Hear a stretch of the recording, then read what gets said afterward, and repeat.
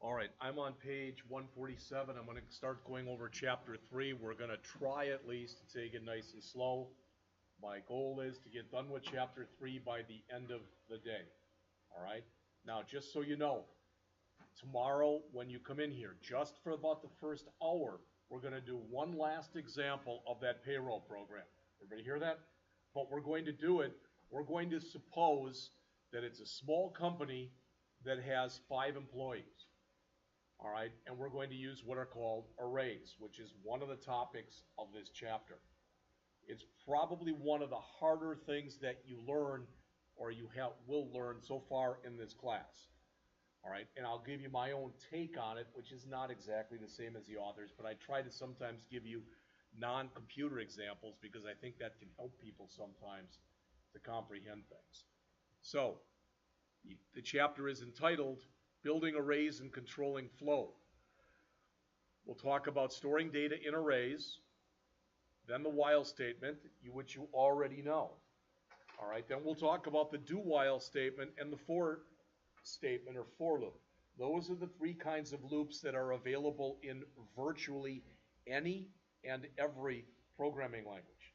You'll use those loops next semester in C#. You'll use those loops next fall at ASP.NET. You'll use those loops next spring in Java. And some of you, I'm not mad, so please don't take it that way. But when you saved your first test, this is not Java. Get used to calling it JavaScript. It is not Java. All right. We'll talk more about the if statement, which we've dealt with, but also an alternative to that that's called the switch. And then we'll talk about how you can put one if statement inside of another. All right. Right here. Everybody see this in blue? That is a test question on your next written test. I guarantee it. It says, what do you call changing the order in which JavaScript code is executed? The answer is controlling flow. I don't know if they name it as what is controlling flow, or if I don't remember if it's a true false, or if it's a multiple choice, or if it's a matching. I don't remember, but I'm 100% positive that is in there. All right. So I've given you this kind of example before, but I'm going to say it one more time.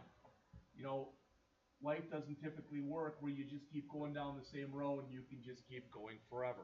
It just doesn't work like that. Sometimes the road ends. And you can go to the left or you can go to the right. That's like an if-else right there. All right? Sometimes you get to the end. You remember watching the Forrest Gump movie. You know, he ran from one ocean to the other. What did he do when he got there? He turned around and he ran back again. So imagine that he did this, then he got done, and then he just did it again. And he just kept doing it and doing it and doing it and doing it. That's looping.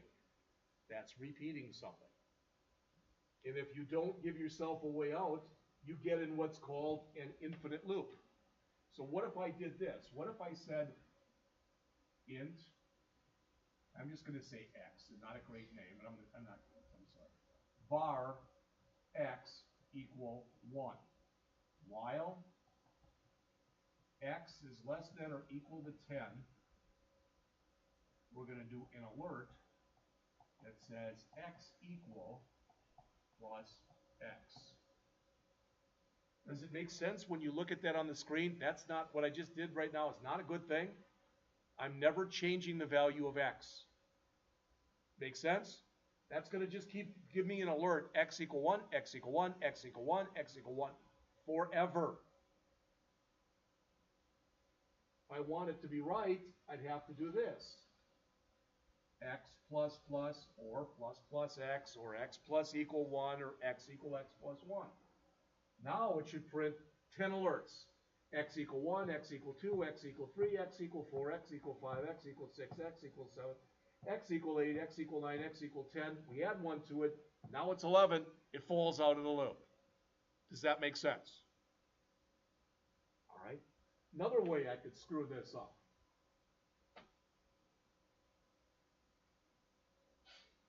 That's also an infinite loop.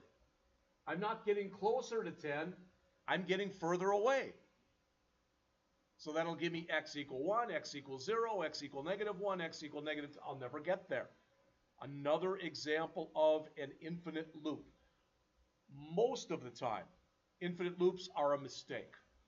Now, back in the day, when I used to work for AT&T, when I worked for the phone company, that was, yeah, I know, way before your times, back when we had the old rotary phones, back when you picked up a phone and got dial tone type of an idea, the code that gave you dial tone, that was in a loop that looked like this. While 1.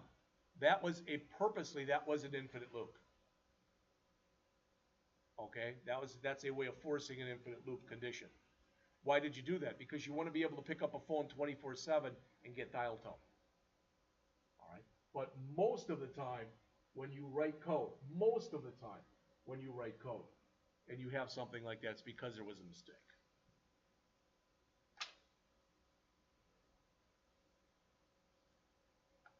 All right, so the first thing they talk about in here is an array. And I may have even given you this example already. I don't remember. But when I go home tonight, and say home because I'm in an apartment. All right, there are, what is it?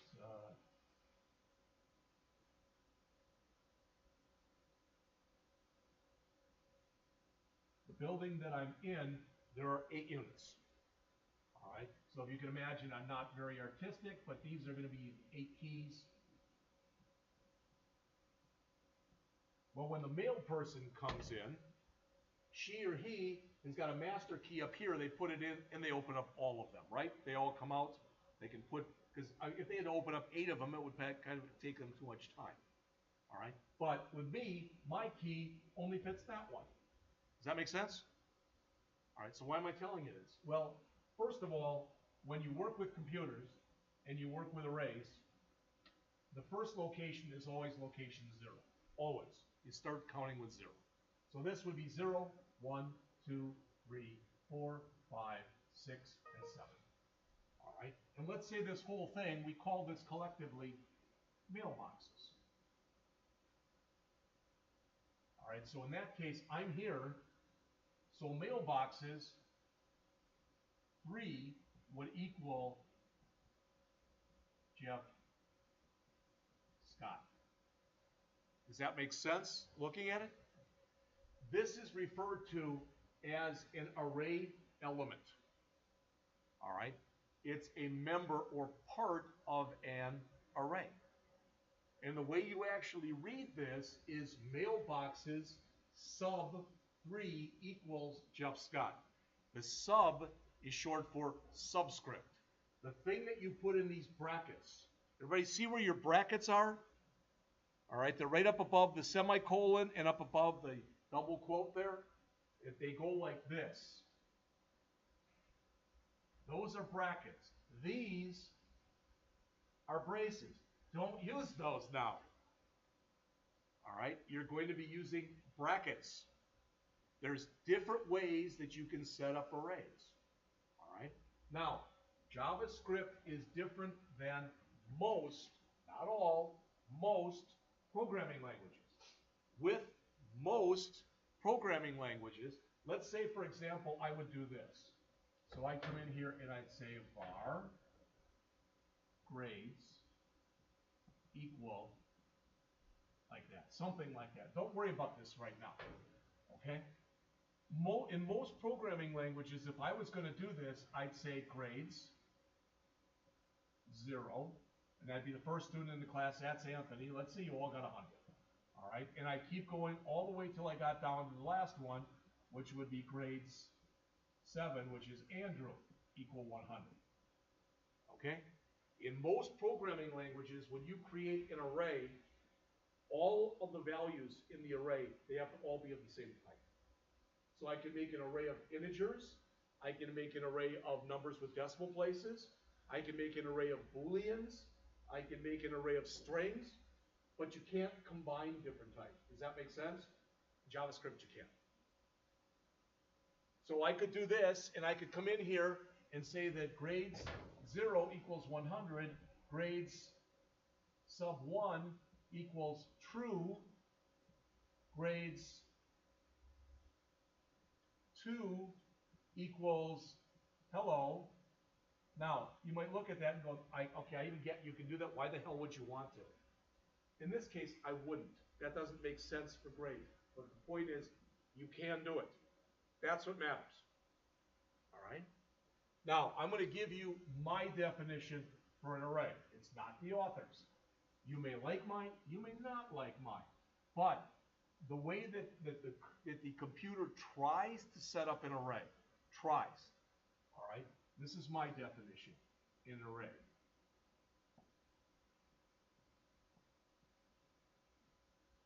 A set of contiguous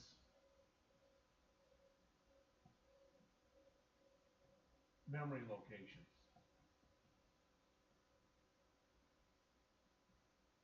that for most programming languages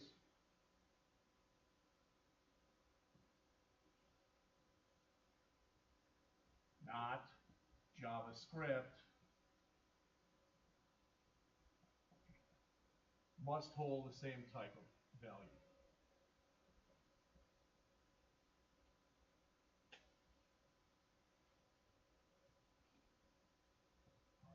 Before languages like JavaScript and PHP, I never had to put, for most, it was always, an array was a set of contiguous memory locations that must hold the same type of value.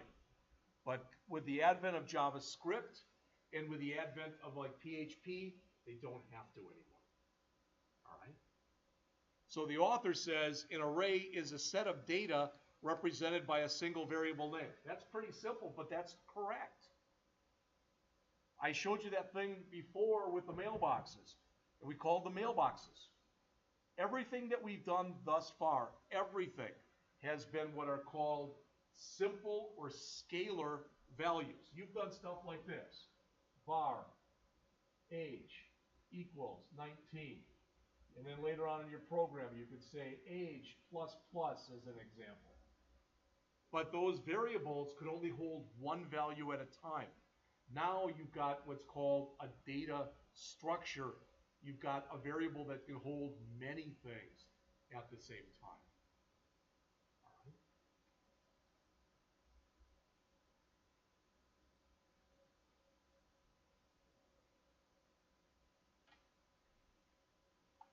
The author says you can think of an array as a collection of variables contained within a single variable. Okay.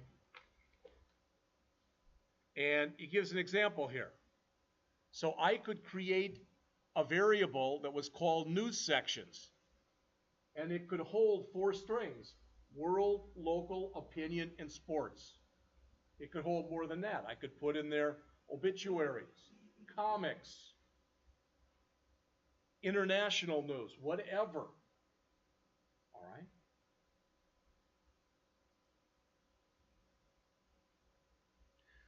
An array is, for lack of better words, and some books will actually refer to it as this, is it's kind of a super variable. It's a variable that can hold a bunch of values. It is one variable. That's the thing to realize. But it can have a bunch of compartments. Just like where I live has 8 mailboxes, even though it's all in the same unit.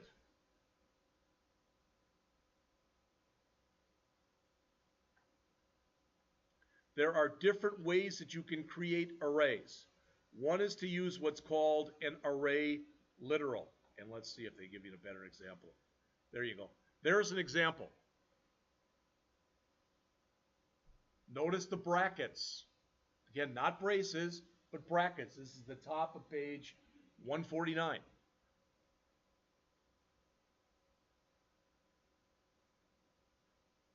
This is declaring the array, var new sections. It's also initializing the array. Okay? Now, I'm gonna throw some terminology at you. Don't worry about memorizing this. It's not on a test, but I want you to hear this. Another place that JavaScript, like PHP, is different than other programming languages, JavaScript and PHP, you can change the size of an array. So you can add things to it. Those are the only two languages that I know that you can do that. Next semester, when you're doing C#, you're not going to be able to do that. Once you create an array, it's that size forever. You can change what goes in it, all right, but you can't change the size of it. And the reason for that is JavaScript and PHP, they're referred to as being late binding. And what that means is the system figures out how much space to put aside, what can it hold while the program is running. So late binded means it happens at runtime while the program is running. All the other languages that you learn in this program are, if they're not late, they're early. They're all early binded. So again, that's C#, that's Java, that's ASP.NET. This is JavaScript and PHP. This is most programming languages. So you might say, okay, I can sort of get that, but then is there something that you can use in C# and Java and ASP.NET that's late binded where you can add things? The answer is yes, but it's not an array. It's what's called an array list. I don't want to go off on too big a tangent right now with that, but just so you hear that. All right? Now, to make this even more complicated, and I'm not trying to make it complicated, but to make it even more complicated, there's different ways that you can do this. Notice here, the author is saying, now we've got an array called name, and it's going to have 1, 2, 3, 4, 5, 6, 7, 8 values in it. So he says you can do that over multiple lines, which you can. In fact, you could put value 1, comma, on its own line, then value 2, comma, on the next line. The system doesn't care. All right. Each one of these things that are in there are called an array element or an array index. So this would be element or index 0, element or index 1, element or index 2, etc. So if I've got an array with 8 elements in it, they go from 0 to 7. Does that make sense to everybody? All right, and I may have told you this, that's always the old programmer's joke. Tell a programmer to count from 1 to 10, or to count to 10, and they say 0, 1, 2, 3, 4, 5, 6, 7, 8, 9. All right, because they're used to starting everything with 0. And you got to watch that because you can get what are called off by 1 errors. If instead of going from 0 to 9, for example, you go from 1 to 10.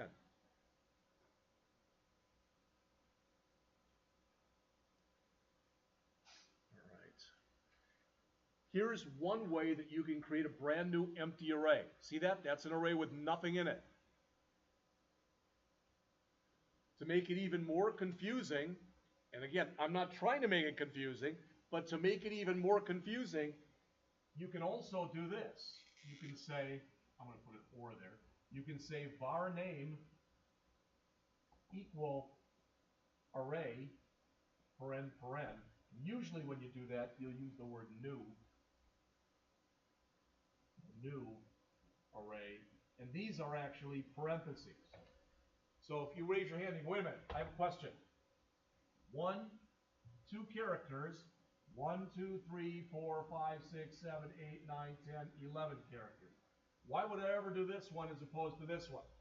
And I'd say that's a really good question because I wouldn't. But the point is, you can. Not do you want to or you should, you can. Okay?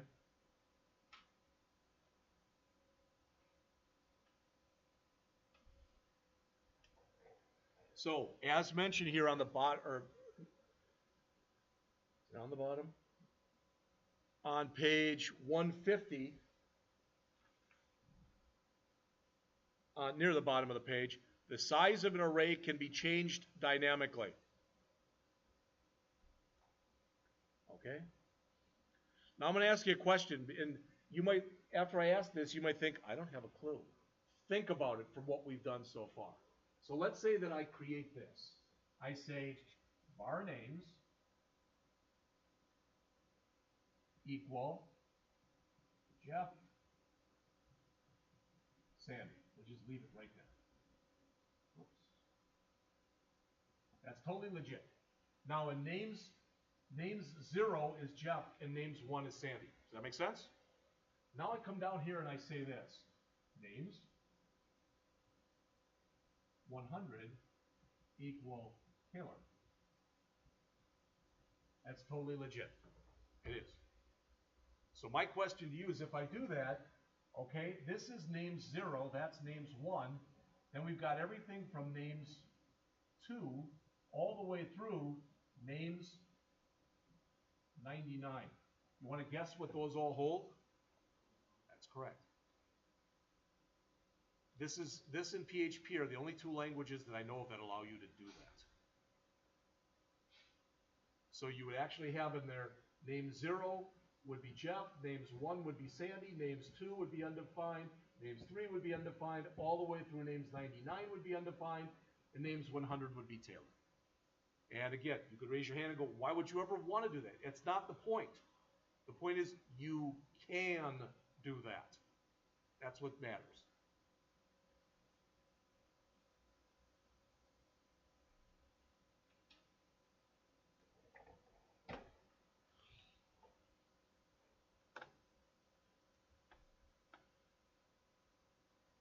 Here they create an array and they fill in number 2, but they don't fill in 0 and 1. So again, undefined. All right. Here they're showing that you could have an array that contains different types of values. Min Vong or whatever it is, 5, 74.99, and true.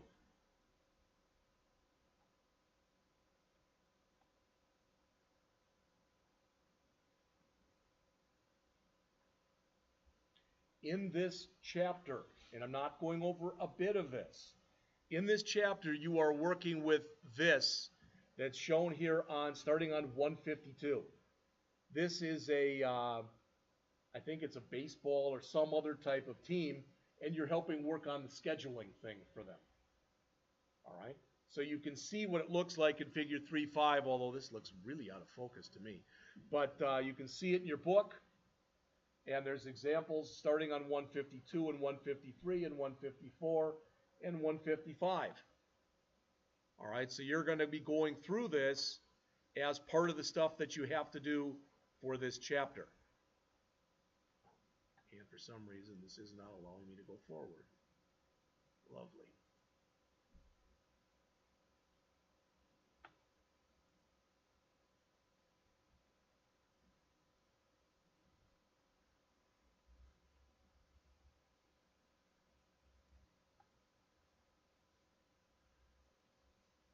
On the bottom of page 155, the author says, in Chapter 2, you use the browser console to check for errors generated by JavaScript.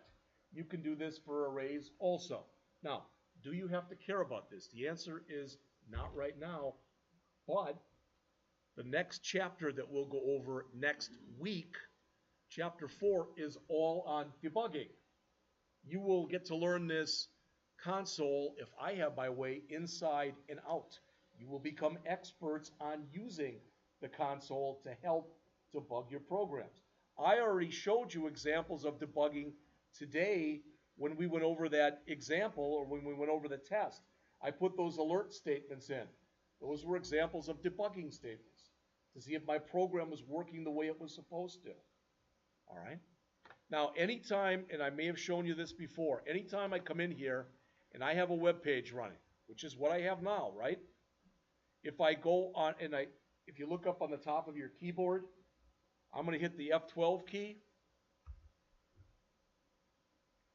All right? This is my code, or my page. This is what helps make up the page down here. All right? By hitting the F12 key, I'm bringing up what's called the Chrome Developer Tools that you can use to do things. Like what? Well, notice there's console over there. So I can type stuff into the console. Alert. Hello. Okay, why would I want to do that? That's not the point. The point is you can do that. I can say, for example, I can come back out down here and I can say alert 323 divided by 18. And it shows me that. All right? But there's other things that I can do too. I can go in, for example, I'm going to purposely write alert wrong. Alert. Hello. Oops. I don't know what I did there. But alert. Hello. Notice what it says. Uncaught reference error. Alert is not defined. What you can do is you can copy all of your JavaScript code into the console here and run it. And then you can check, and if there's errors, the console will find them for you. It won't fix them for you, but it will find them for you. This is one way to debug. We'll talk about this more in the next chapter. To make that go away, it's a toggle. You just hit F12 again and it goes away.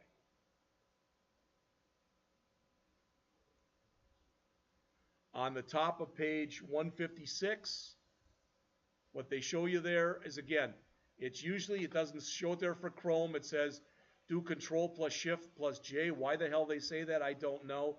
You can just hit F12. You want to hit Control plus Shift plus J, I guess you can. All right. So there's more of these exercises then on 157 and on 158 and on 159. All right.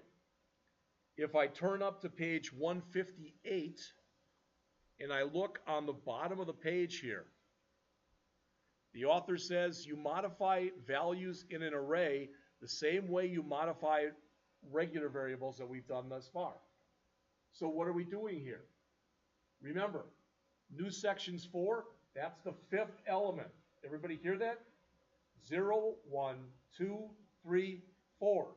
That's saying whatever was in the 5th element, I don't care what was there before. Replace it with the string living. Does that make sense? So the individual values that make up the array, you treat them like they're regular variables. All right. Now, arrays have got a few things that they have available to them. All right. Such as arrays have a length property that tells how big they are. So if I have an array with 10 names in it, and I ask for the length of the array, it gives me back 10. It doesn't matter if you go 0 to 9 or 1 to 10, that's still 10. All right. Why is that important? Because when we're going to talk about a different kind of loop in just a bit, and when we talk about that loop, which is the for loop, you'll want to use the length property. Okay, we'll get into that in just a bit. So there's an example of it on 159 on the bottom of the page. All right. Then on 160, the author says kind of what I showed you before, and that is, come on, why are you doing this? On 160, the author says, here's another way you can create an array. So notice the difference here. Now we're using parentheses. I'm on the middle of page 160. And I can give it a size when I do this. That says that it has 6 elements. Elements 0, 1, 2, 3, 4, and 5. I can go and add elements. I could come in there in the next line, and I could say new section sub 8 equals comics. And it'll work just fine. The only time you use the parentheses in here is if you declare it in this way. All right. I do believe that if you declare it the other way that I've shown you before, where you use the brackets, I don't believe that'll take a number. So you couldn't say var new sections equal bracket 6 bracket. I don't think that'll work. It's one of those things I've never tried. All right, but I don't think you can.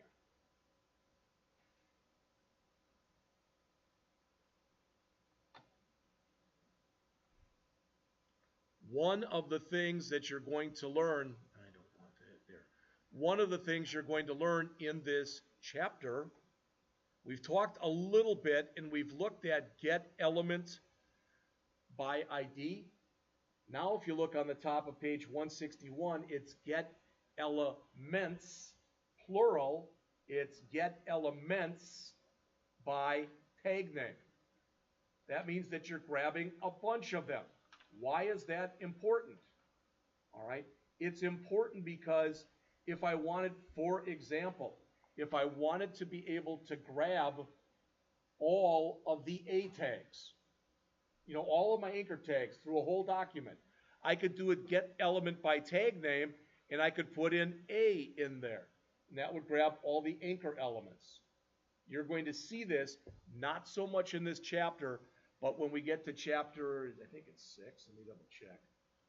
When we get to chapter 5, working with the document object model, the DOM, and DHTML. All right? We're going to be working with that a lot.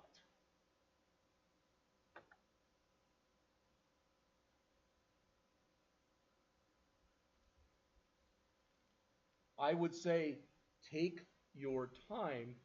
For instance, I'm going to turn up here to page 162. And when you're doing exercises like this, don't just type them in. Look at what you're doing. All right? The idea is that you're not supposed to just do this and become a robot. Type this, now type this, now, no. Ideally, you're going to get something out of it. Now, that's all the author gives for now. On arrays. When we go back to chapter, I think it's 6 or else it's 8, we'll hit arrays in more depth and breadth of coverage. All right? So, starting on page 163, now we're going to talk about looping. So, I want to show you something very quickly here. Okay? I'm going to change in fact, I'm going to copy this. I'm going to do a file, save as, all right, and I'm going to save this instead of BMI, I'm going to save this as loops.html. So this is now going to be called loops, and I'm going to put in here loop examples, all right, and I want to run loops.js. Everybody with me? All right, so that means that's fine, but if I run it now, nothing's going to happen because I don't have a loops.js. So I'm going to create that right now. So I'm going to come in here, and before I even type in anything, I'm just going to do a file, save as. I'll save it to the desktop as loops.js. All right, I'm going to have a function in here that's going to be called counting. Just making this up right as I'm going here. All right, so I'm going to make up a function that's called counting, and what I'm going to do in this function that's called counting is I'm going to show you the 3 different kinds of loops.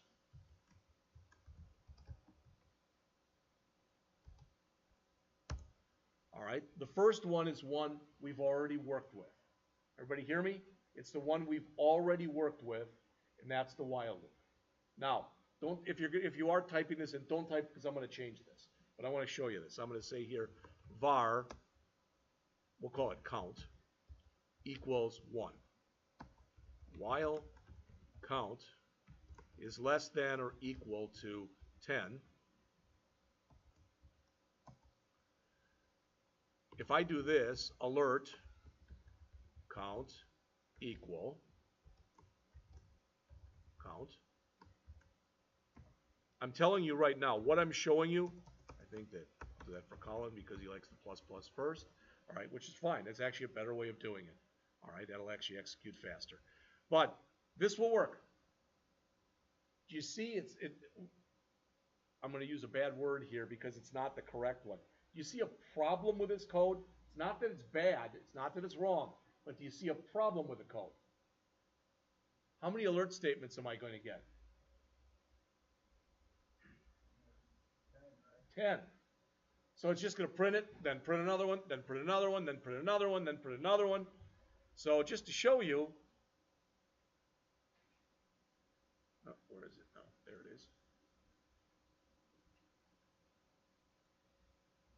course, I would put an error in there. So let's see, loops.js. Oh, okay, I know what it is.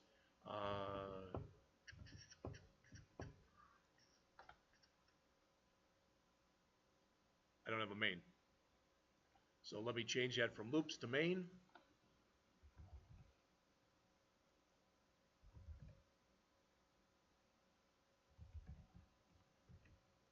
All right, let me try to run it again. Let me move that over here. Get over there. There you go. There's 1, there's 2, 3, 4, 5, 6, 7, 8, 9, 10, and I'm done. You couldn't tell because it reloaded so fast. Those were 10 different alert boxes. All right? And that's not that bad, but would I really want to do that if I had 100 of them? I don't think so. It would take too long to go through. So notice if I come in here and I change this from an alert, how about our old, oops, not like that. How about our old document.write? And when we're done with this, we're going to want to add a line break. Remember, we use a BR tag.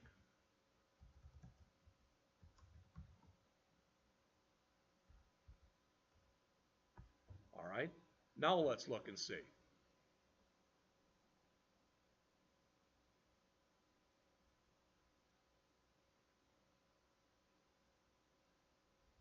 That's a little nicer. All right, but what if, I'm asking you this question, what if what I wanted to do, I want this, but I want that in one alert. Are you with me? I want that in one alert. Can I do it? The answer is yes. All right, there's different ways of doing it, but I'm going to show you how you can do that in one alert. All right. Now, is this, sometimes people raise it, is this going to be on a test? No, but I'm just trying to show you another way that you can do this. That's all. So I'm going to come into here, all right, and I'm still going to count, but rather than a document, I'm not even going to put an alert in there, but I'm going to put another variable that I'm going to call str. You can call it anything you want. And I'm going to set it equal to the empty string. All right? And now what I'm going to say here is str equals,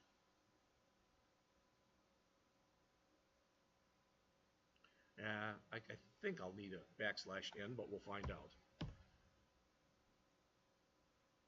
All right? So I want to say, I'm actually going to say plus equals here. All right? Now when I'm all done, I'm going to say alert, but I'm going to say alert str. Let me see if it works.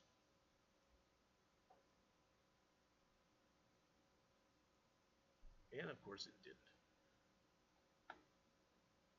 Count is 1. str equal count plus count plus \n. Alert str. Why wouldn't that have worked?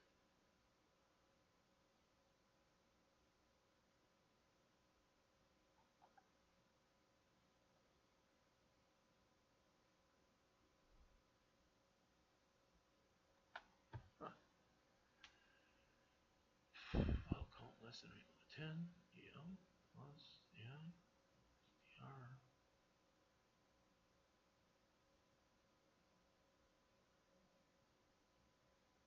Well, let's see if we do a document.write if it works.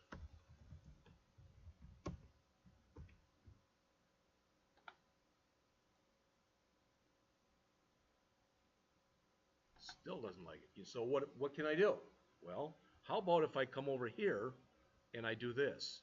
I hit F12. All right. It says unexpected token. Main is not defined. Didn't I come in here and define main? Function main. OnClick is main.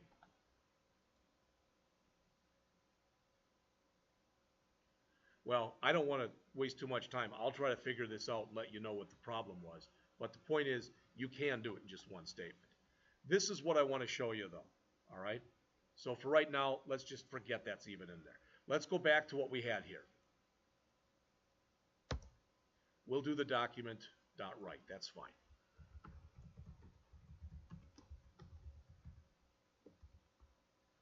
All right, I want to make sure that this works.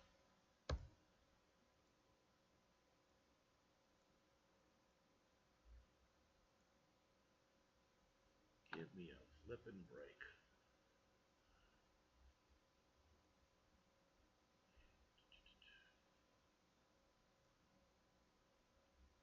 JS, loops.js.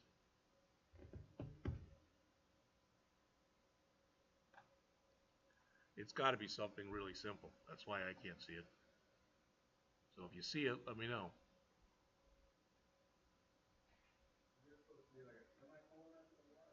No. There will be one when we put it down here in just a bit. But no. Count less than or equal to 10, document 10. Oh, jeez. Count, plus, plus. I have to add one to it. Or, I'm sorry. Plus, plus. Count. I was putting it into an infinite loop. Now let's look at it.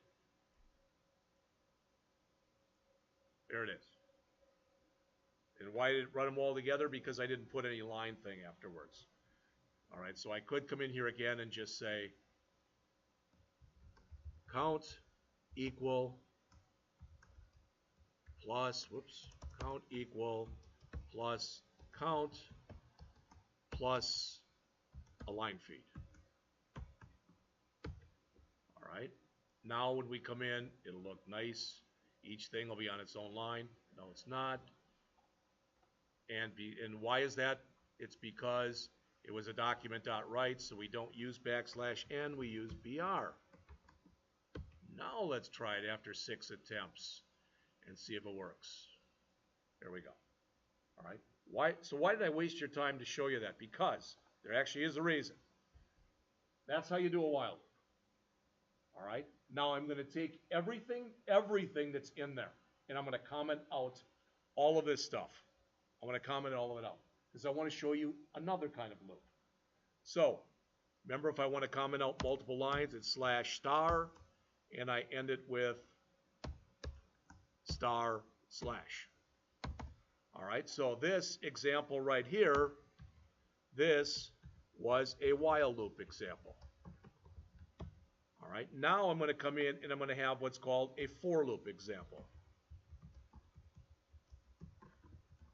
A for loop is also known as a counting loop because you need to know exactly how many times you're going through it.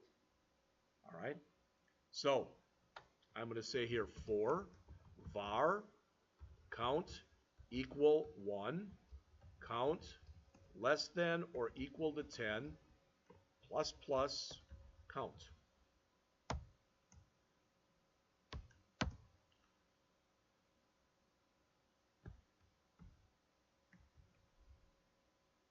All right, let's save this. All right, you see that one is now commented out, so that one's not running. In fact, just to be sure you know that the right one is running now, instead of saying count, I'm going to say for count, so you know it's coming from a for loop. All right.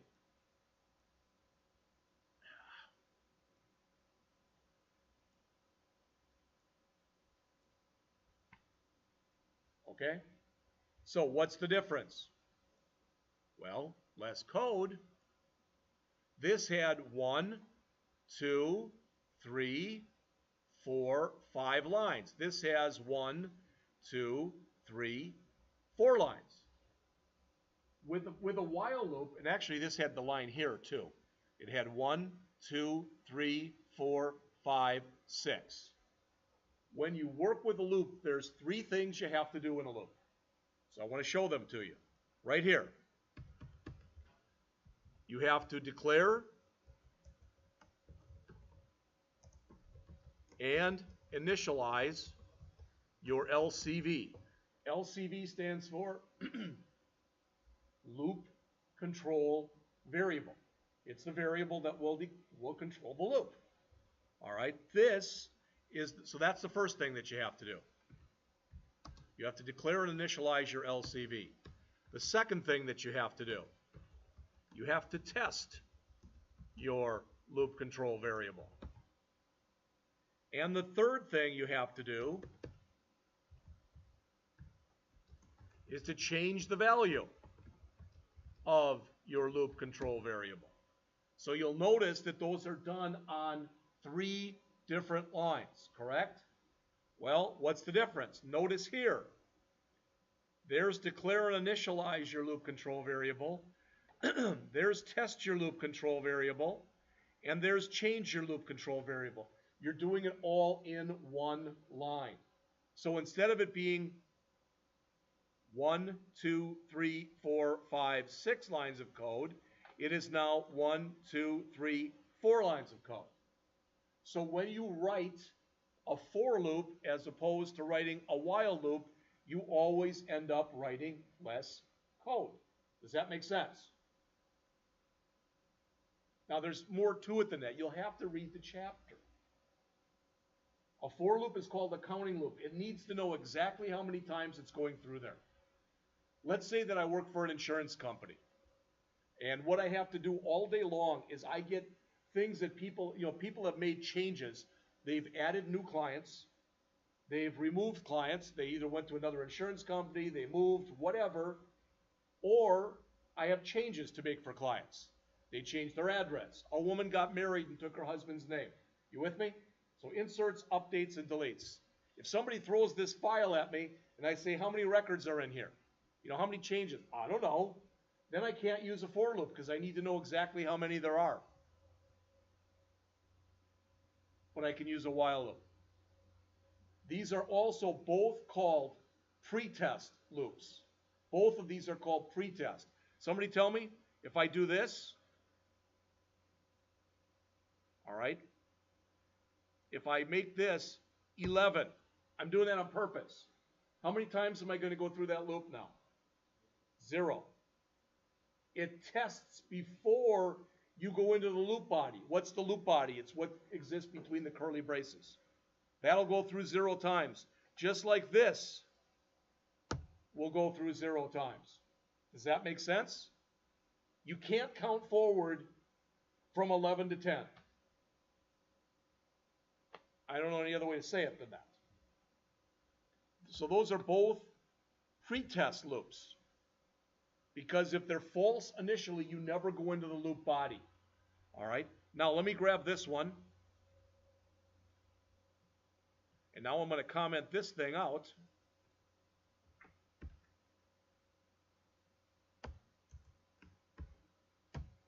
And I'm going to put this one back in again. So I'm going to hit enter a few times so I've got some room.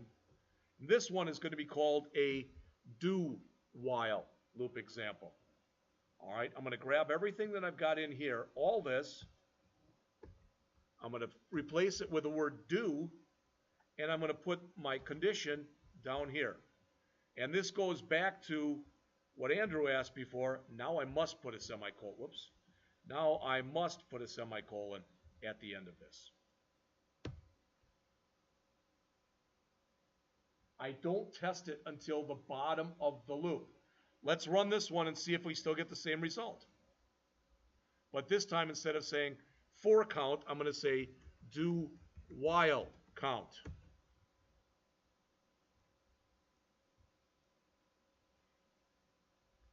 There it is. But there is a big difference between this type of loop and the other two types of loops that we just looked at. Since you don't check it until the end, this is called a post-test loop. Because now look, how many times do I go through the loop now? Don't say 0. How many times do I go through this? Once. Because I make the test at the bottom of the loop. So even when it's false, so to speak, to begin with, notice when I run this, it still goes through it once. So if you've got code that you want to make sure gets executed, you typically put it into while loop. If you have code that may or may not have to be executed, you put it in a while loop. If you've got code you know should be executed a certain number of times, you put it in a for loop. All right? Now I just gave you most of the stuff that's on 163, 164, 165, 166, 167, 168, 169, 170, 171, 172, 173, 174, 175, 176, 177. So we just covered a whole boatload of stuff in a few examples. All right? If you look up on the screen here, please. All right, I'm going to go back. I'm going to comment this one out, and I'm going to uncomment my first one. The first one we put in, the regular while. That's probably the one that's used the most often, unless you're counting and you use a for. So I'm going to uncomment this. All right. So what if I do this? I'm going to say here, count equal count plus 2. All right. Now what's going to print out?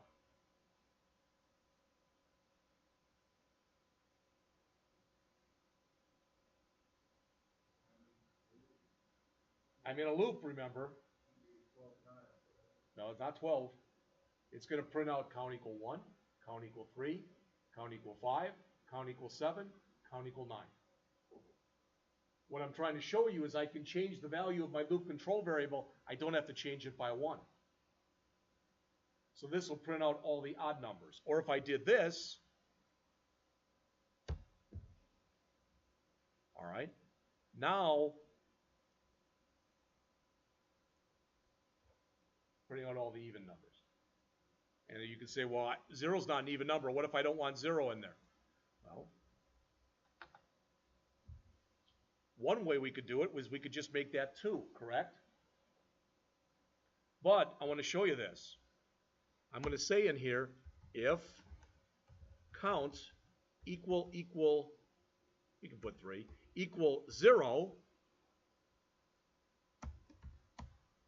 continue. All right, see what I did? Saying if it's equal to 0, continue. So now let's run it.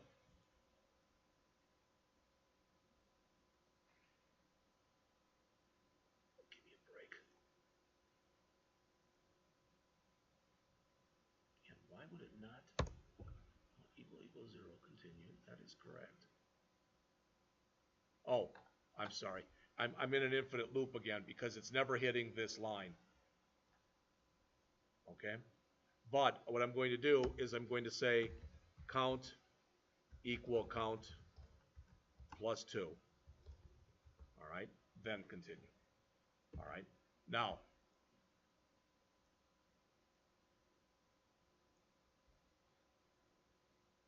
when you put the word continue in something, like we have right here, this says, okay, do this. So count is now, instead of 0, it's now 2. Continue means skip everything else and go right back up to the top of the loop. Okay? So look at this. How about this? What if I came through here and I said this? If we'll set this equal to 0, and I'm going to say this. Count plus plus count. All right, if count modulo 2 equals 0, continue. Now look at that. I think I put it in correctly. We're going to find out. See if you can figure out yourselves what that's going to do. All right? So look at it. I'll give you a couple seconds, and then we'll run it. So,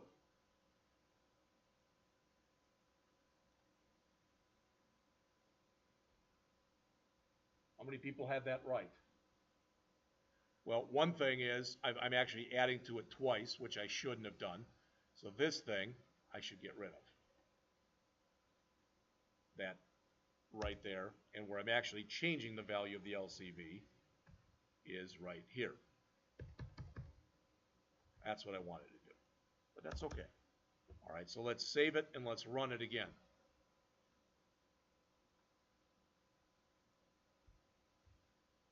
Okay. Couple things. First of all, I've got only odd numbers, correct? Second of all, it looks like I went too far. I only told it to go to 10. Why the heck did it go to 11? Let's look at that. All right. So, what we're telling it here is to add 1 right away. Add 1. So the first time through there, it adds 1. It was 0, okay? And it's now 1. Is 1 divided by 2, does that give me a remainder of 0? No. So we don't do that. We do this. We say count equal 1. We've already added, okay, then we come through again.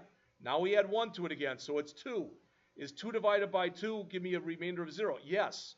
So we skip the rest. We don't print it out. See what we're saying?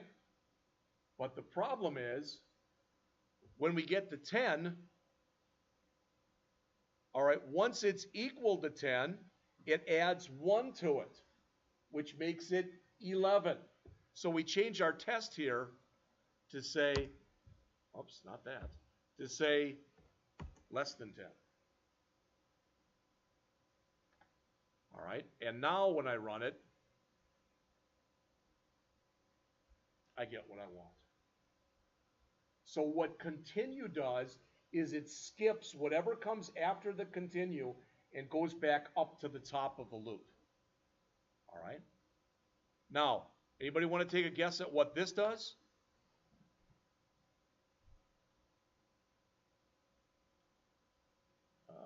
Let's see.